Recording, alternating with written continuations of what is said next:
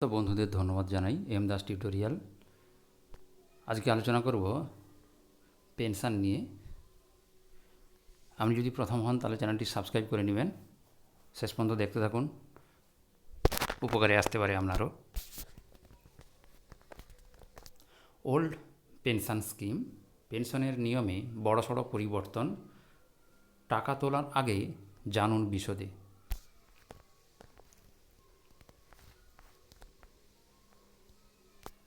Old pension scheme সরকারি কর্মচারীদের জন্য দারুণ সুখবর। জানা গিয়েছে 2003 সালের 22 ডিসেম্বর পর্যন্ত কেন্দ্রীয় কর্মী মন্ত্রক কর্তৃক জারি করা নিয়োগের বিজ্ঞপ্তির মাধ্যমে যে সমস্ত কর্মকর্তা ও কর্মচারীরা চাকরি পেয়েছেন তারা পুরানো পেনশনের অধিকারী বলে বিবেচিত হবেন।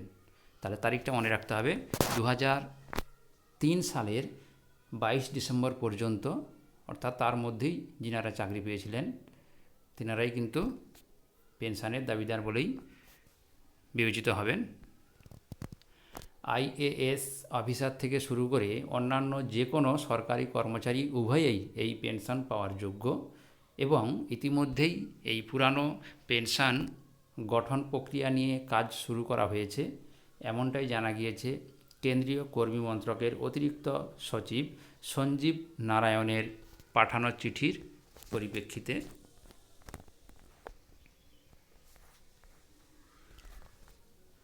Old pension scheme in detail, personnel মন্ত্রকের চিঠি অনুসারে কী আছে দেখতে থাকুন। কেন্দ্রীয় সশস্ত্র বাহিনীর কর্মচারীরা এই পুরানো পেনশনের আওতায় আসবেন না। এছাড়া যারা এই আওতায় আসছেন তাদের 31 আগস্ট 2023-এর মধ্যে আবেদন করতে হবে।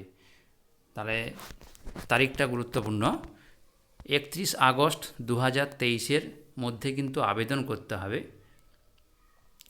এদিকে শোনা গিয়েছে 2003 সালের 22 ডিসেম্বর পর্যন্ত কেন্দ্রীয় কর্মী মন্ত্রক কর্তৃক জারি করা নিয়োগের বিজ্ঞপ্তির মাধ্যমে নিয়োগপ্রাপ্তরা ছাড়াও 2004 সালের পরে যারা নতুন চাকরি পেয়েছেন তারাও ক্রমাগত পুরানো পেনশনের জন্য আবেদন করে যাচ্ছেন।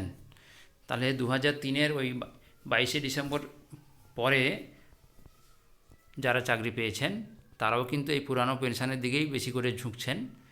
তবে ভবিষ্যতে 2004 সালের নিয়োগপ্রাপ্ত কর্মীদের পুরানো পেনশনের সুবিধা দেওয়া হবে কি না সেটা সময়ই বলবে।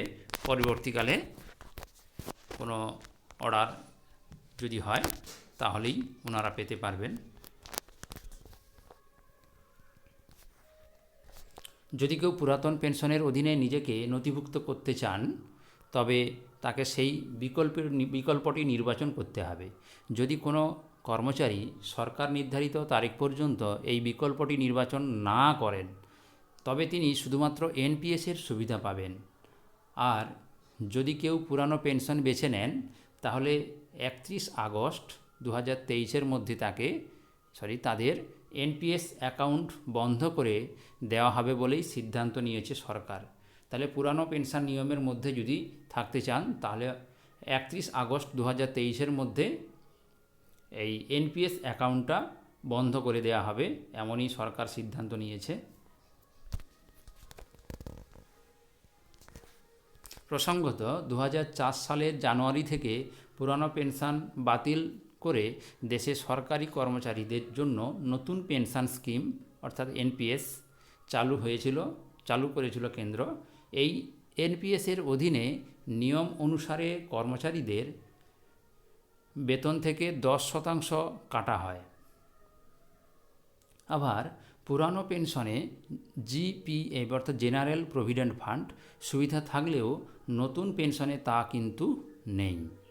এদিকে বেশ কিছুদিন ধরেই রাজ্য ও কেন্দ্রের সরকারি সংস্থায় পুরানো পেনশন কার্যকর করার দাবি জোরালো হচ্ছে।